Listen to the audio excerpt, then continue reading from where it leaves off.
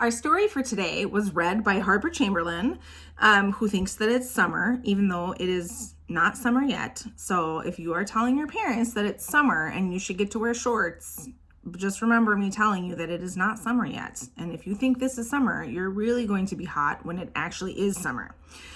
So if you've read the story, or if you've followed along, if you've watched the video of Harper reading The Road to Emmaus, I can't say it either. Harper couldn't say it either. It's okay, though, to be tricky. I even looked it up on the internet because, I like to be able to pronounce things right. The Road to Emmaus. If you were following along in your Bible or are going to watch that video next, it's from Luke 24, verses 13 through 35. So you can follow along in your Bible if you want to see how the story is different than the version that Harper read. But I wanted to show you a couple things because, I think history is pretty cool.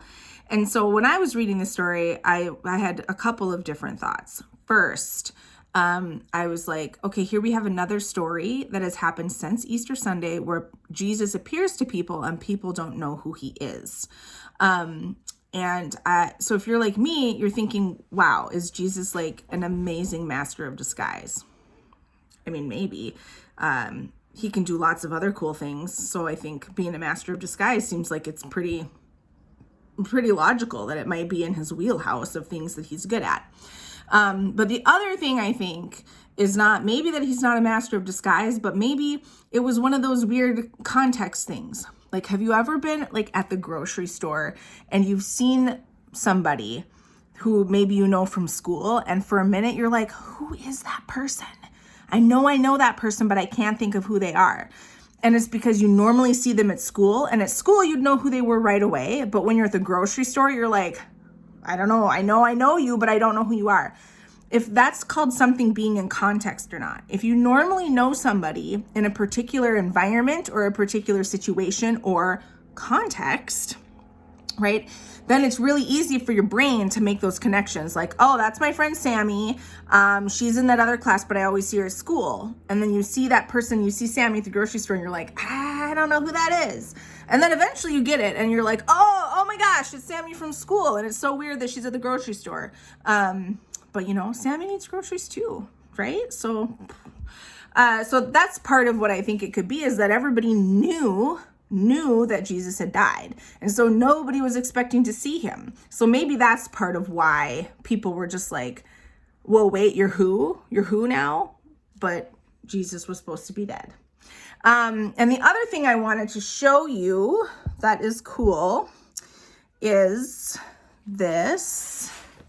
I want to show you, I was looking at where Emmaus might be. So what you're seeing right now is so they're on the road, right? And they're walking from Jerusalem, which is right here, now this is what in present day Israel is called the Emmaus Nicopolis.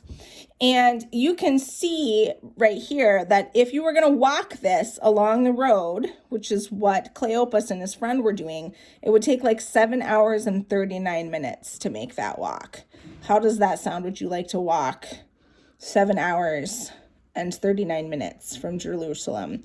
But I do feel compelled to tell you that there's a lot of evidence that this is where Emmaus was, but we don't know for sure. There are some other places that archaeologists have found in Israel that they think could be Emmaus. So this is one possibility. This is one possibility of the journey that Cleopas and his friend might have been on as they were traveling to Emmaus.